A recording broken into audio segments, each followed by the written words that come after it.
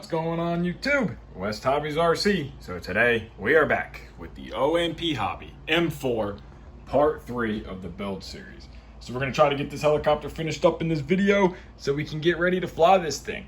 So if you don't know, Patreon and PayPal are linked in the video description, every video description. If you want to help support me, I would greatly appreciate it. If you want me to build your helicopter, there is an email linked in every video description below. So let's get started. Now it's time to assemble our tail push rod. Our epoxy has fully cured for 24 hours, so now we are ready to assemble. Now, one thing I wanted to touch on, in the first part of the build series, I said to put the ball end on the servo the other way, so put the ball over here. That was my mistake. I messed that up. The ball end goes towards the back of the servo, if you could see there. I know somebody commented on that in the first video, so I don't remember who that was, but thank you. I double checked and I was wrong. Ball goes on the back side of the servo horn. So now we're gonna go ahead and we are going to take our push rod. We're gonna take our push rod ends here. We're just gonna go ahead and get those started. So just squeeze and then come back with a little pair of needle nose or something. Grab the end so you're not putting all that twisting pressure on the carbon fiber itself. And then you're just going to use, either you can do it by hand. If you have a little driver to go on the ball end, it makes your life a lot easier. And you're just gonna turn that all the way down. And then you're gonna do the exact same on the other one. You got both of your ends on. The overall length from tip to tip is going to be a roughly 544 millimeters, which is just shy of 21.5 inches. So now what we're gonna do is we're gonna feed our push rod forward to our ball end. Now pay attention to the ends of the push rod. You'll see a 4 on your links. 4 goes out, and that's the same on all the links. So we're gonna flip this push rod over, 4 towards the other side. We're gonna reach into here and we are gonna clip this together. Now that we have that end on the push rod, we're gonna go ahead and get our servo arm back at 90 degrees. We're gonna come over here to our center tail support. We're just gonna slide the push rod in, and then what we're gonna do with the tail support is come through from the back side, 1.5 millimeter driver, and you are just going to take your little threaded screw, get it started, and just snug it up. You want this to be, looks like about half of the length of the boom. So we're gonna put it right in between OMP and Hobby, tighten that down. That's gonna lock your push rod guide into place. Then you're gonna come back to your tail back here, and we are going to just set it for now. When we do the setup, we'll come back and fully actually adjust our tail so we have proper pitch.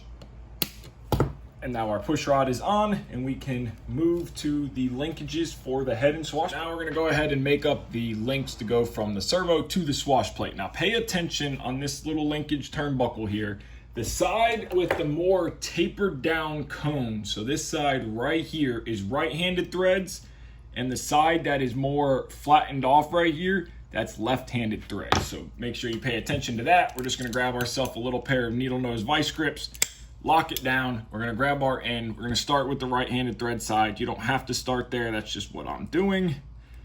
Push a little pressure and get it started. Once you get it started, you can come back with something like this, which is an SAB tool, but made for doing your linkages.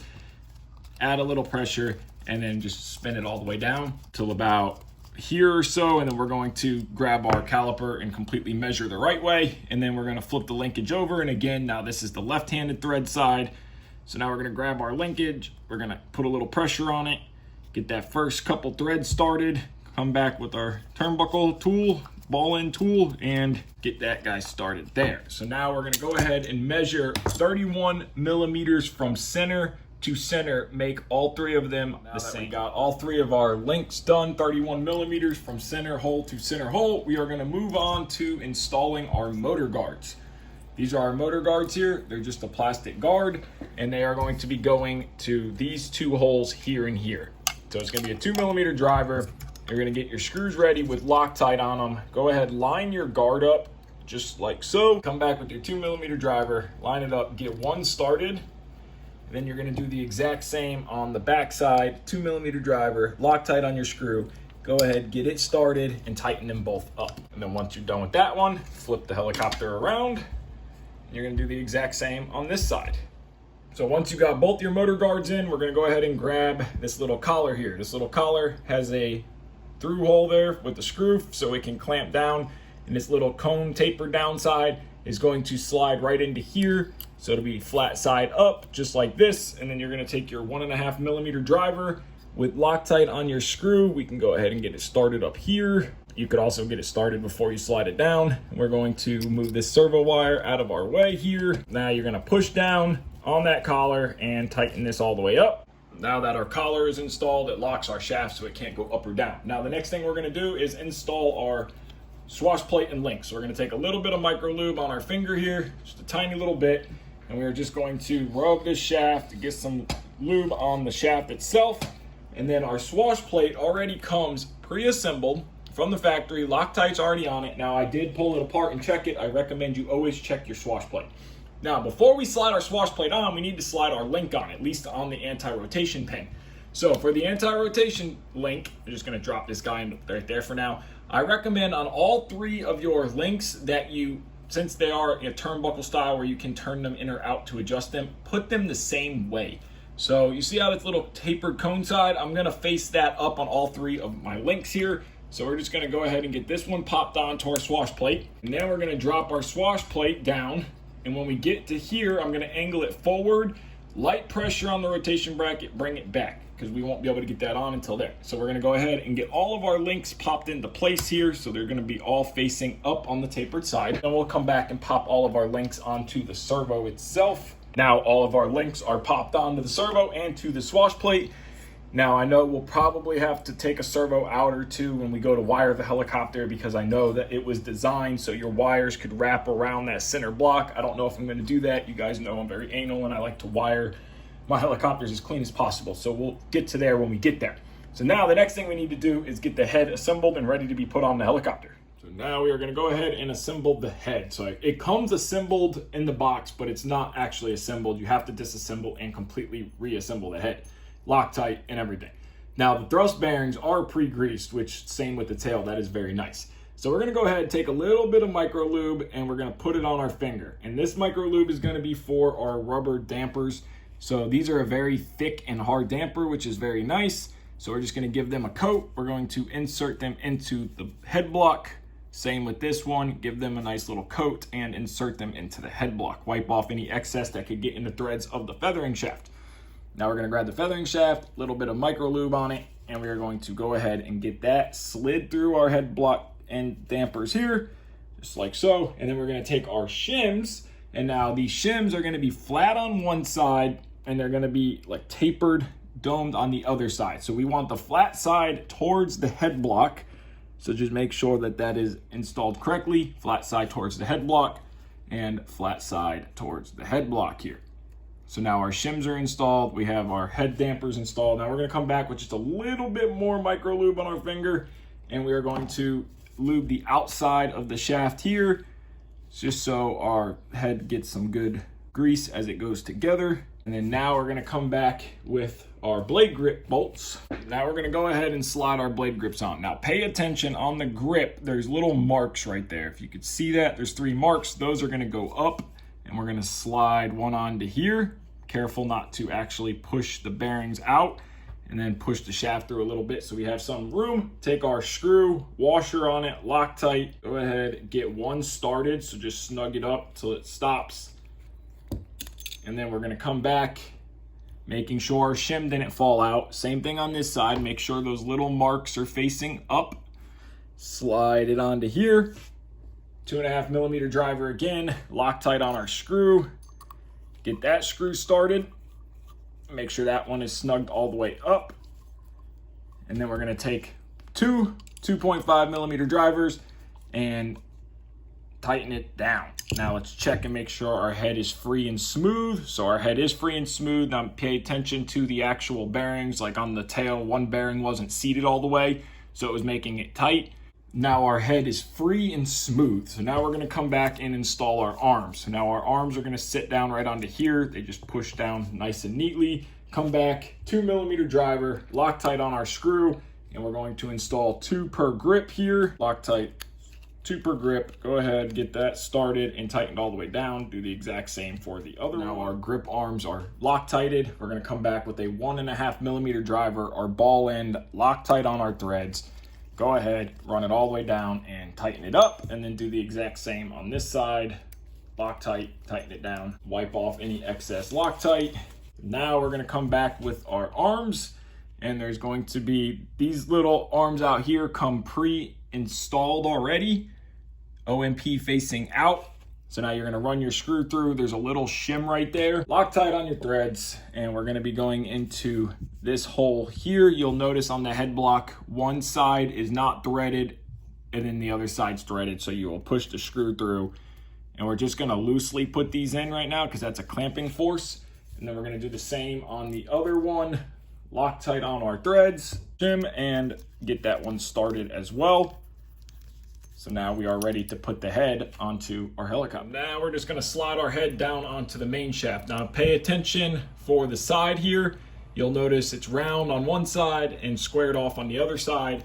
That is for our nut and screw. So we're gonna keep this thread hole this way towards us. We're gonna carefully push the main head block onto the shaft, hold our motor down. That way we can see where our hole is. It always moves. Now we're gonna take our 2mm driver with our head block screw, run it through, and we're gonna put our lock nut on the back side here. Get that started, just hold it in place, and you're able to fully tighten it all the way down. And then now come back and we are going to tighten these two pinch bolt sides all the way down. 1.5mm driver, 2mm head block. Now for the head block, when you go to tighten it down, I like to get it just snug and then come back, run the other side in. That way you try to clamp it as evenly as possible. So now tighten it down, come back to this one and tighten it down. So now we are ready to install our linkages from the grip to the swash plate and our arms to the swash plate. Our linkages from the blade grip to the swash plate are going to be made the same exact way as the linkages from the swash plate to the servo. The only difference, 38mm from center hole to center hole. So you're going to do the exact same thing. Lock down your turnbuckle here. Remember, the more tapered side is right-handed thread, so you're going to go ahead and get this one started. Use a caliper, will give you a perfect millimeter. Turn that one all the way in till about here. Of course, we'll measure better with our caliper, and then we're going to come back and left-handed thread, get it started, come back, turn it all the way down. Now you're going to make your other one the same exact way and then measure it to 38mm. So now that our linkages are made and complete, again, same thing like we did on the servo. I'm just going to, it doesn't matter which way these go, but I want them to all face the same, so taper side's going to go towards the top. So we're going to push it on, make sure that the letter, this one's a number, faces out. So we're gonna pop that onto there, and then we're gonna take our arms here, and it doesn't matter which pops to which. Make sure the OMP is facing out on these. Go pop that one onto there, pop this one onto here, and then we'll take this link here, making sure that, again, our little notches, indentations are facing up, and pop that one onto here. And let's spin the head around and do the exact same on this side, making sure that I kept the same direction going up, our numbers facing out. Pop that one and pop this one. So now all of our linkages are on, our head is on, and we are ready to move on to wiring. Now we're gonna start wiring up. Now OMP designed this helicopter where you could wrap the wires around that little center block right there, down in there, but I'm not gonna do that. I personally don't like the look of that. I think it looks really bad with all the wires wrapped around it. It looks very cluttered, so of course we're not doing that. Now, for you guys that are going to be running Brains Icon flat barless unit, your servo layout, okay, nose of the helicopter, tail of the helicopter. So we're going to look at it from the nose. This is servo 1 on the right side. So now we're looking at it from the tail. Servo 1, servo 2, servo 3 right here. So it's 1, 2, and 3. Same as SABs. So we're gonna go ahead, get the brain mounted here. Not sure which way we're gonna do it, and start figuring out how we're gonna route our wire. I mounted the brain to wires back. That is my personal choice. If you would like to mount it the other way, you can, and that would allow your USB to be out the front here. But with the Brains icons, you have a remote USB port. That's what I personally use. I just think the wires look cleaner as they come up and around. So now that is done, we're gonna run all 3 of our Cyclic servos down. I got them labeled 1, 2, and 3. Our rudder servo is going to come up through here, cut it shorter, plug right in, it'll be nice. Our throttle cable is going to run along the frame side here, and then up right into here. And our SRXL2 is going to mount right here with the wire to follow these wires and the antennas to go out. I've seen some people mount the receiver on the boom. I don't like that idea, so it's going to go up here on this little plate. So now I'm going to go ahead and get these wires nice and neat, put a little piece of heat shrink here to hold everything, start cutting them short. SRXL2 mounted, just ran the wire down and through here with this little junction, put a little zip tie to hold everything. It does clear the motor, just barely, but it clears. That's all we need. And got my piece of heat shrink, 3/8 heat shrink, 2 inches long, got that junction here. So now I can get these all nice. Got servo 1, 2, and 3. Servo 4, which is tail, already marked where I'm going to cut it off. I'll get these wires marked, crimped, cut all down, and then need to run throttle, get the wiring finished up. But I will say, pulled the canopy out, and the canopy is damaged, brand new. Not very happy about that. It's got a big old crack down the back of it. Paint's chipping off here. It's got multiple little cracks, like right there, crack there. Couple good cracks in there.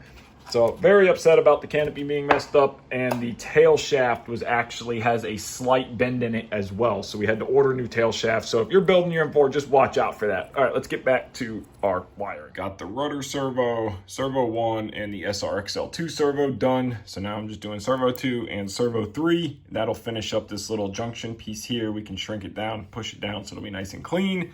And then we just got to route our throttle and RPM wire. It'll come up through here and then wrap around and go into our governor port and our throttle channel 1 port. All of our leads are plugged in now. The only issue that I'm running into, not really an issue, but our governor line is super short. So we could stretch it and run it across and it just don't look good. So I'm not happy with that. So what I'm going to do is cut this off and just make a little wire, solder it just so it flows and it doesn't look like it's being yanked and pulled across. Heat shrink this down, get our wires tucked, and then our wiring is complete. Just have to put some zip ties to tie up our ESC line. Again, I did not go crazy with this with the typical West Hobbies wiring job. We didn't cover everything in heat shrink. It's still clean, it still looks good. We still shortened all of our wires, but I wanted to do a wiring job that you guys that are building this model can follow along very easily with. So we're gonna go ahead and get that done, heat shrink that down, and the wiring part of this build is complete. Our wiring is complete. I used a little piece of heat shrink on both sides of our antenna here with a little dab of CA to the carbon fiber frame side, so our antennas are mounted. Everything is completed back here. I just need to put a couple zip ties for this throttle line and that'll be done. So now we are assembling the battery tray. So now you get this little clip here that holds your XT60 on. I don't know how much I like that or trust that, but we'll see how that works. Make sure you install your screws first, tighten these down, and then go ahead, get your set screws in, and then tighten them all down together. And then you can use double-sided tape or Velcro. I'll be using Velcro, and I will be using the Superior Air 1800 milliamp 6S pack.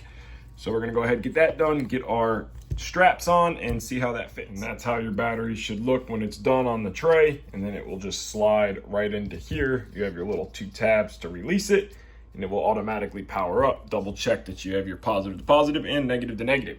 So let's go ahead, throw the blades on this thing and call it done. Got our blades tossed on, everything tightened down, so the model is fully completed and now ready for fly barless setup. It's looking good. Our wiring came out pretty good. Got our tail blades on. Now here's something I noticed on the tail blades before anybody says they are on backwards, because if you look, this side of the tail blade has our writing, 3D Performance. Now usually everybody knows the writing on the blade faces the outside when you're looking at it blade, like the main blades. The tail blades have the writing on the wrong side. They are the right direction, but the wrong side. Our tail spins counterclockwise, so our blades are in the right direction. Just the writing's on the wrong side. With the canopy on, the model is officially completed. Only thing left is the brain 2 setup, which there will be a full separate video on that. So the model is done, ready for setup and ready to fly. So I'm gonna end part 3 off here. The build series is done. Couple little issues I'm gonna make a separate video on, but the canopy stuff I'm not happy with. But again, build series is done. So I wanna thank you guys so much for watching this video. If you haven't already, hit that like button, hit that subscribe button, and remember, Patreon and PayPal are linked in every video description if you'd like to help support me. Take care and have a great day.